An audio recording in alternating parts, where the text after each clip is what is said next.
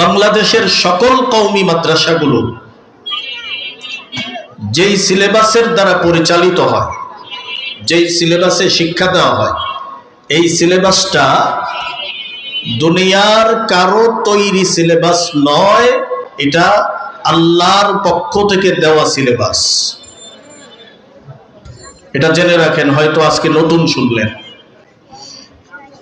এটা আল্লাহর পক্ষ থেকে দেওয়া সিলেবাস, কোন আলেমের তৈরি সিলেবাস না, কোন বুজুর্গের তৈরি সিলেবাস না, দুনিয়ার কোন মানুষের তৈরি সিলেবাসে কওমি মাদ্রাসা পরিচালিত হয় না। কওমি মাদ্রাসাগুলো পরিচালিত হয় আল্লাহর দেওয়া সিলেবাস অনুযায়ী। এখন এটার প্রমাণ আপনারা চাইতে পারেন যে আল্লাহর দেওয়া সিলেবাস কোথায়। আল্লাহ তাআলা পবিত্র কোরআনুল কারীমের মধ্যে মুসলমানদের শিক্ষা কি হবে, কোন শিক্ষায় মুসলমানরা শিক্ষিত হবে, এই সিলেবাস আল্লাহর পক্ষ থেকেই আল্লাহ পাক দিয়েছেন এবং সেই সিলেবাসকে অনুসরণ করেই কওমি মাদ্রাসাগুলো পরিচালনা করা হয়। পবিত্র কোরআনের সূরাতুল জুমুআহ এর আগে সূরাতুল বাকারা, সূরাতুল বাকারার ঠিক মাঝামাঝি জায়গায় হযরত ইব্রাহিম আলাইহিস সালামের একটা দোয়া আল্লাহ পাক বর্ণনা করেছেন। সূরাতুল বাকারার প্রথম পারার প্রায় শেষ দিকে হযরত ইব্রাহিম আলাইহিস সালাম যখন বাইতুল্লাহ শরীফের সংস্কারমূলক কাজ সম্পন্ন করলেন, তখন তিনি আল্লাহ পাকের কাছে একটা দোয়া করেছিলেন, যেই দোয়ার বরকতে আমরা আমাদের আখিরি নবীকে পেয়েছি, আখিরি পয়গম্বরকে আমরা পেয়েছি, যার দোয়ার বরকতে, যেই দোয়ার বরকতে, সেই দোয়াটা আল্লাহ পাক কোরআনে বলছেন। আল্লাহ তাআলা বলেন, রব্বানা ওয়াবআথ ফীহিম রাসূলাম মিনহুম ইয়াতলু আলাইহিম আয়াতিক ওয়া ইউআল্লিমুহুমুল কিতাবা ওয়াল হিকমাতা ওয়া ইউযাক্কিহিম ইন্নাকা আনতাল আজিজুল হাকীম। হযরত ইব্রাহিম বলেন, হে আল্লাহ, বাইতুল্লাহ শরীফ নির্মাণ করার পর আপনার কাছে একটা দরখাস্ত পেশ করলাম। কি দরখাস্ত? যে এই বাইতুল্লাহ শরীফকে আবাদ করার জন্য, এটাকে পরিচালনা করার জন্য, এটার পবিত্রতা রক্ষার জন্য, এটার বরকত সারা পৃথিবীময় ছড়িয়ে দেওয়ার জন্য আপনি এমন একজন রাসূল পাঠান, দুনিয়াতে পাঠান, এমন একজন রাসূল, যেই রাসূল চারটা দায়িত্ব পালনের মাধ্যমে উম্মতের মধ্যে কাজ করবে। কয়টা দায়িত্ব? চারটা দায়িত্ব। দেখেন, কওমি মাদ্রাসার সিলেবাস বলতেছি, সিলেবাস। যারা কওমি মাদ্রাসায় পড়ে তারা আল্লাহর দেওয়া সিলেবাস পড়ে, যারা কওমি মাদ্রাসায় পড়ায় তারা আল্লাহর দেওয়া সিলেবাস পড়ায়। হযরত ইব্রাহিম আলাইহিস সালাম এইভাবে দোয়া করলেন আল্লাহর কাছে, আয় আল্লাহ, এমন একজন রাসূল পাঠান যিনি চার দায়িত্ব পালনের মাধ্যমে উম্মতের মধ্যে কাজ করবে, উম্মতকে হেদায়েত করবে। এক নম্বর, ইয়াতলু আলাইহিম আয়াতিক, আপনার পক্ষ থেকে যেই কিতাব নাজিল হবে সেই কিতাবের বিশুদ্ধ তিলাওয়াত তিনি উম্মতকে শিক্ষা দিবেন। এক নম্বর। দুই নম্বর, ওয়া ইউআল্লিমুহুমুল কিতাব, আপনার দেওয়া আসমানি কিতাবের ব্যাখ্যা, বিশ্লেষণ, তর্জমা, অনুবাদ আপনার উম্মতকে শিখাবে। তিন নম্বর, ওয়াল হিকমা, হাদিস শিক্ষা দিবে। চার নম্বর, ওয়া ইউযাক্কিহিম, এবং যে রাসূল উম্মতকে উত্তম চরিত্রবান বানাবে। এই চার দায়িত্ব দিয়ে আপনি একজন রাসূল দুনিয়াতে প্রেরণ করেন। হযরত ইব্রাহিম আলাইহিস সালামের এই দোয়ার জবাবে আল্লাহ তাআলা আরেক সূরা সূরাতুল জুমআর মধ্যে সেই দোয়া যে তিনি কবুল করেছেন সেটার ঘোষণা আল্লাহ পাক নিজেই দিচ্ছেন। ওয়াল্লাযী বা'আসা ফিল উম্মিয়্যিনা রাসূলান মিনহুম হুয়াল্লাযী বা'আসা ফিল উম্মিয়্যিনা রাসূলান মিনহুম ইয়াতলু আলাইহিম আয়াতিহি ওয়া ইউযাক্কিহিম ওয়া ইউআল্লিমুহুমুল কিতাবা ওয়াল হিকমাহ। আল্লাহ তাআলা বলেন যে আমি আল্লাহ এমন একজন রাসূল দুনিয়াতে পাঠিয়েছি তোমাদের মধ্যে, ইয়াতলু আলাইহিম আয়াতিহি, যে রাসূল আল্লাহর দেওয়া কোরআনের বিশুদ্ধ তেলাওয়াত উম্মতকে শিখাবে। দেখেন ইব্রাহিম আলাইহিস সালাম যেই দোয়া করেছিলেন সেই দোয়া মতে আল্লাহ পাক আয়াত নাজিল করলেন। ইয়াতলু আলাইহিম আয়াতিহি, যে রাসূল উম্মতকে কোরআনের বিশুদ্ধ তিলাওয়াত শিখাবে। ওয়া ইউযাক্কিহিম, উম্মতকে উত্তম চরিত্রে চরিত্রবান বানাবে। ওয়া ইউআল্লিমুহুমুল কিতাব, কোরআনের ব্যাখ্যা বিশ্লেষণ অনুবাদ উম্মতকে শিখাবে। ওয়াল হিকমা, এবং হাদিস শিক্ষা দেবে। ঠিক হযরত ইব্রাহিম আলাইহিস সালাম যেই চার দায়িত্বের কথা বললেন, আল্লাহ তাআলা ঠিক সেইভাবে চারটা দায়িত্ব দিয়ে আমাদের নবী মুহাম্মদুর রাসূলুল্লাহ সাল্লাল্লাহু আলাইহি ওয়াসাল্লামকে দুনিয়াতে পাঠিয়েছেন। হুজুর সাল্লাল্লাহু আলাইহি ওয়াসাল্লাম নবুয়ত লাভের পর থেকে প্রায় 23 বছর পর্যন্ত মক্কায় মদিনায় যত কাজ করেছেন, যত দায়িত্ব পালন করেছেন, তার সবগুলো দায়িত্ব এই চার দায়িত্বের সীমার ভিতরেই ছিল। 23 বছর আল্লাহর নবী সাল্লাল্লাহু আলাইহি ওয়াসাল্লাম এই চার দায়িত্ব পালনের মাধ্যমে নিজের পয়গম্বর এবং নবুয়তের যে দায়িত্ব ছিল সেই দায়িত্ব তিনি সম্পন্ন করেছেন। রাসূলের উপরে যেই চার দায়িত্ব ছিল, ইব্রাহিম আলাইহিস সালাম যেই চার দায়িত্বের জন্য দোয়া করলেন এবং আল্লাহ তাআলা যেই চার দায়িত্ব দিয়ে নবীকে দুনিয়াতে পাঠালেন, বাংলাদেশের সমস্ত কওমি মাদ্রাসা এই চার বিষয়বস্তু নিয়েই কওমি মাদ্রাসা পরিচালনা করে। কওমি মাদ্রাসার ভিতরে কোরআনের বিশুদ্ধ তেলাওয়াত শিক্ষা দেওয়া হয়, নবীর 1 নম্বর দায়িত্ব। কওমি মাদ্রাসার ভিতরে কোরআনের তরজমা, অনুবাদ, ব্যাখ্যা, বিশ্লেষণ শিক্ষা দেওয়া হয়, যেটা নবীর 2 নম্বর দায়িত্ব ছিল। 3 নম্বর, কওমি মাদ্রাসার ভিতরে হাদিস শিক্ষা দেওয়া হয়, যেটা আমাদের নবীর 3 নম্বর দায়িত্ব ছিল।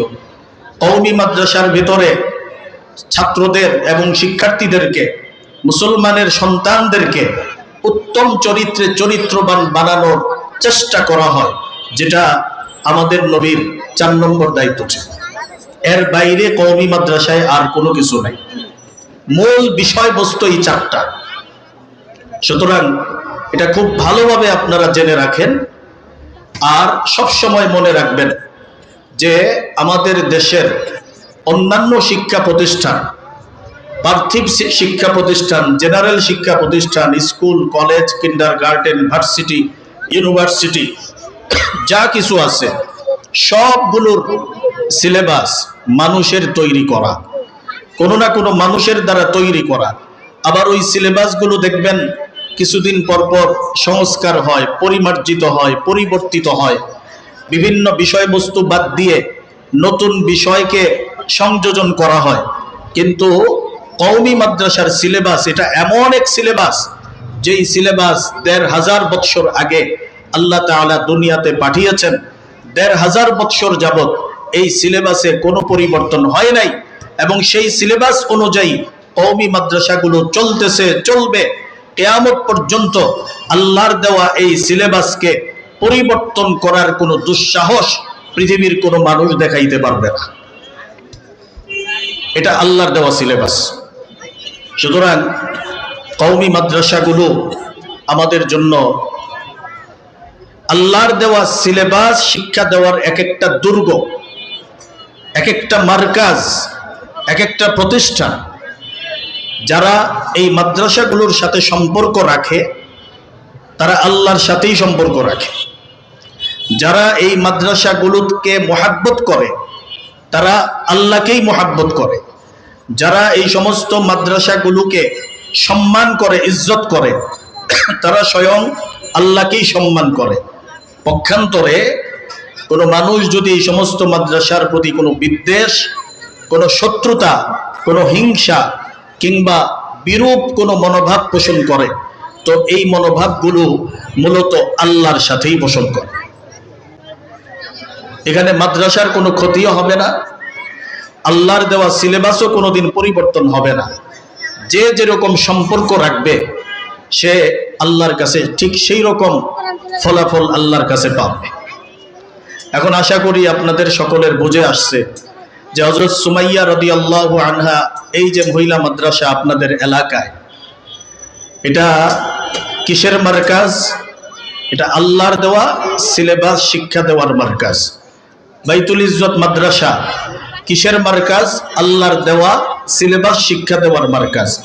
আপনারা যারা আপনাদের সন্তানদেরকে, ছেলে সন্তানকে বালক মাদ্রাসায়, মেয়ে সন্তানকে বালিকা মাদ্রাসায় যারা দিয়েছেন তারা মনে মনে গর্ব করতে পারেন, গৌরব প্রকাশ করতে পারেন যে আমার সন্তানকে আল্লাহ তাআলা আল্লাহর সিলেবাস পড়ার জন্য কবুল করেছেন, আমার মেয়েকে আল্লাহ তাআলা আল্লাহর দেওয়া সিলেবাস পড়ার জন্য কবুল করেছেন। এটা কিন্তু সাধারণ কোনো সৌভাগ্য না, এটা দুনিয়ার এক অলৌকিক সৌভাগ্য, যেটা একমাত্র আল্লাহ যদি দেন তাহলেই বান্দা পায়। আল্লাহ যদি কাউকে কবুল না করেন তাহলে এই সৌভাগ্য কেউ অর্জন করতে পারে না। এজন্য আমাদের সকলের, প্রত্যেকটা মুসলমানের এই সকল প্রতিষ্ঠানের সাথে, কওমি মাদ্রাসার সাথে সব ধরনের খায়ের এবং কল্যাণের একটা সম্পর্ক, মহাব্বতের একটা সম্পর্ক রাখা উচিত। কারো ভিতরে কোনো নেগেটিভ ধারণা যদি থাকে, বিরূপ মনোভাব থাকে, এটাকে পরিবর্তন করা চাই। এই সমস্ত প্রতিষ্ঠান এটা আল্লাহর প্রতিষ্ঠান, রাসূলের প্রতিষ্ঠান। তো আমাদের নবীকে আল্লাহ তাআলা যে 4 দায়িত্ব দিয়ে দুনিয়াতে পাঠিয়েছেন, তার মধ্যে প্রথম নাম্বার যে কোরআনের বিশুদ্ধ তিলাওয়াত তিনি উম্মতকে শিক্ষা দিয়েছেন। শুধু এই বিষয়টা নিয়ে 4 দায়িত্বের ভিতরে প্রথম দায়িত্ব, এই একটা বিষয় নিয়ে অল্প একটু কথা বলেই শেষ। কোরআনের বিশুদ্ধ তিলাওয়াত এটা শিখা, কোরআনের বিশুদ্ধ তিলাওয়াত শিখার পরে তেলাওয়াত করা ফরজ। নারী পুরুষ, ধনী গরিব, চাকরিজীবী, ব্যবসায়ী, যে কোনো শ্রেণীর মানুষ, যে মুসলমান, যে ইমানদার মুমিন, প্রতিটা মুমিন এবং মুসলমানের জন্য কোরআনের বিশুদ্ধ তিলাওয়াত শিক্ষা করা এটা আল্লাহ তাআলা ফরজ করেছেন। এটা শিখতেই হবে। কোরআনের বিশুদ্ধ তিলাওয়াত শুধুমাত্র মাদ্রাসার শিক্ষার্থীরা শিখবে, আলেমরা শিখবে, মাদ্রাসার ছাত্রীরা শিখবে, বিষয়টা এরকম না। পবিত্র কোরআনুল কারীমের বিশুদ্ধ তিলাওয়াত শিখা প্রতিটা মুসলমানের উপরে ফরজ।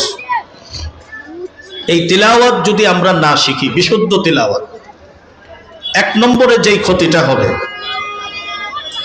সূরা ফাতিহার বিশুদ্ধ তিলাওয়াত, আরো অন্যান্য সূরার বিশুদ্ধ তিলাওয়াত যদি আমরা না জানি, তাহলে সারা জীবন ভর আমাদের একটা ক্ষতি হতেই থাকবে। সেটা হলো যে আমাদের নামাজ জিন্দেগিতে সহি হবে না, শুদ্ধ হবে না। নামাজ ভঙ্গ হওয়ার যতগুলো কারণ আছে, নামাজ নষ্ট হওয়ার, নামাজ না হওয়ার যতগুলো কারণ রয়েছে, এর মধ্যে 1 নম্বর, প্রত্যেকটা কিতাবের মধ্যে, প্রতিটা বইয়ের মধ্যে, হাদিসের মধ্যে 1 নম্বর কারণ হচ্ছে যে নামাজের ভিতরে কোরআনকে অশুদ্ধ করা, কোরআনকে নির্ভুলভাবে তিলাওয়াত না করা, এটা নামাজ ভঙ্গ হওয়ার 1 নম্বর কারণ। সুতরাং আমরা যদি কোরআনের বিশুদ্ধ তিলাওয়াত না শিখি, আমাদের সূরা ফাতিহার তেলাওয়াত যদি শুদ্ধ না হয়, সূরা নাস, সূরা ফালাক, সূরা ইখলাস, এই সকল সূরার তেলাওয়াত যদি আমাদের শুদ্ধ না হয়, তাহলে সারা জীবন আমরা যত নামাজ পড়ব আমাদের নামাজ কিন্তু শুদ্ধ হবে না। আর নামাজ যদি শুদ্ধ না হয়, সহি না হয়, তো সেই নামাজ কিন্তু আল্লাহর কাছে কবুলও হবে না। আল্লাহর কাছে নামাজ যদি কবুল করতে হয়, নামাজ যদি আল্লাহর কাছে কবুল করাইতে হয়, তাহলে প্রথম কাজই হলো নামাজকে শুদ্ধভাবে আদায় করা, বিশুদ্ধভাবে নামাজকে আদায় করা। নামাজ নষ্ট হওয়ার মতো কোনো কাজ যেন না হয়। তো দেখেন, নামাজ ভঙ্গ হওয়ার 1 নম্বর কারণই হলো কোরআনের অশুদ্ধ তিলাওয়াত। এবার আপনারা আমার সাথে একটু বলবেন যে নামাজ শুধুমাত্র হুজুরদের উপরে ফরজ না সকল মুসলমানের উপরে ফরজ? আচ্ছা, সকল মুসলমানের উপরে যদি নামাজ ফরজ হয়, তো নামাজের মধ্যে বিশুদ্ধ তিলাওয়াত করা এটাও কি সকল মুসলমানের জন্য ফরজ? আর বিশুদ্ধ তিলাওয়াত করতে হলে বিশুদ্ধ তিলাওয়াত আগে শিখতে হবে এমন একজনের কাছে যিনি বিশুদ্ধভাবে তিলাওয়াত করতে জানে। যে জানে না তার কাছে গেলে তো হবে না, যে জানে এবং পারে তার কাছ থেকে ওই বিশুদ্ধ তিলাওয়াতটা শিখতে হবে। তো শিখলে পরে আমাদের নামাজটা শুদ্ধ হবে, আর নামাজ যদি শুদ্ধ হয় তখনই সেই নামাজ আল্লাহর কাছে কবুল হবে।